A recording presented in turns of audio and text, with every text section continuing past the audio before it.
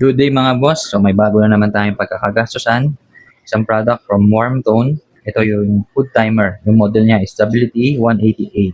So, bali itong food timer, ito yung ginagamit namin dito sa aming facility pag kailangan namin ng food timer. Kasi minsan may time na medyo busy, hindi tayo nakakapag-commit sa frequency ng feeding ng mga ginugroom natin. Especially dun sa mga ginugroom natin. Kasi kailangan nila ng consistent feeding. So ito yung ginagamit namin, sineset up namin to sa mga tanks na meron kaming ginugroom, sa mga grooming tank, saka sa mga grow out tank. Sige yan, buksan natin. Yan. So bali, ito yung pinaka-timer, food timer, tsaka yung pinaka-lalagyanan ng food. Tapos sa loob, meron siyang instructions manual, tapos may kasama na siyang battery, AA, tapos yung mount niya na may adhesive, tapos mga pins. Yan, ang dami oh. Yan natin tong pinaka-unit. Yan. So ito yung pinaka-main unit, tapos ito yung lalagyanan ng food container niya. Tapos ito yung isang mount. Ito yung pinaka-clamp.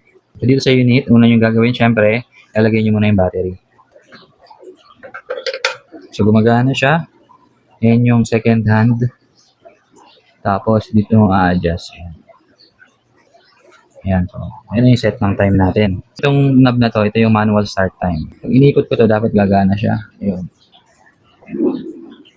Yan, gumagana naman. So, working to. So, try natin. Ikot natin tong knob. Ayun, gumagana. So, ito yung magti-trigger ng timer nyo. Tawag nila dito is time bolt. Kuha tayong isa. Time bolt. Ngayon, di ba nakaset na tayo ng 10? Dito, isiset mo kung anong oras mo gustong, doon mo ilalagay yung bolt kung anong oras mo siya gustong paganahin. Halimbawa, 11. Yan, tapat mo lang sa 11. Yan.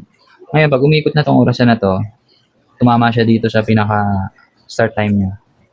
Yan, kakalabitin niya yan, tapos iikot yung knob. Tapos, kung gusto mo every hour, di ba naglagay ka sa 11? So, lagay ka rin sa, next lagay ka sa 13, sa 12. Lagay ka sa 12, yan. Tapos sa 13, every hour.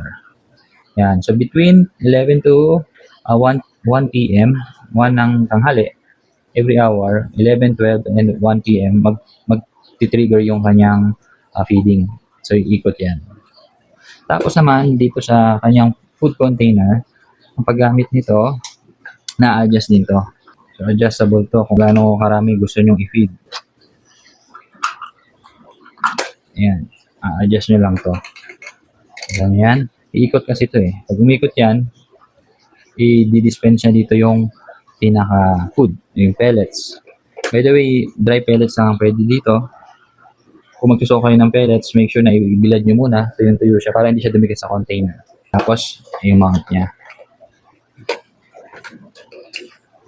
So basically, ganun lang naman ang pag-setup nito.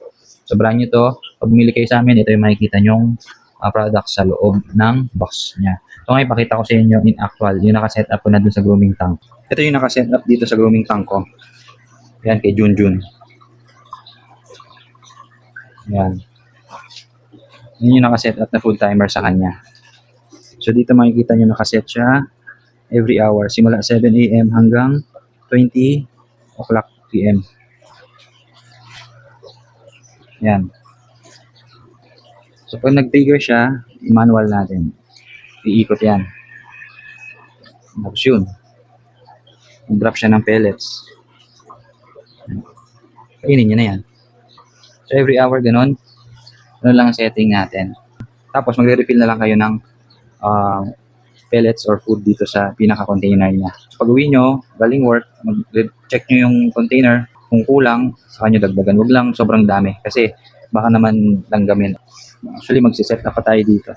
Ito, ang dami. Yan, lalagyan ko to. Pinaka-grow out tank. Isa dito. Tapos sa loob ng fish room para sa mga breeder natin. Yan ang lalaki na nila. So, food timer ko yan. Ang gagamitin kong pellets dito, yung mga malalaki na pellets. Hindi pang juvenile.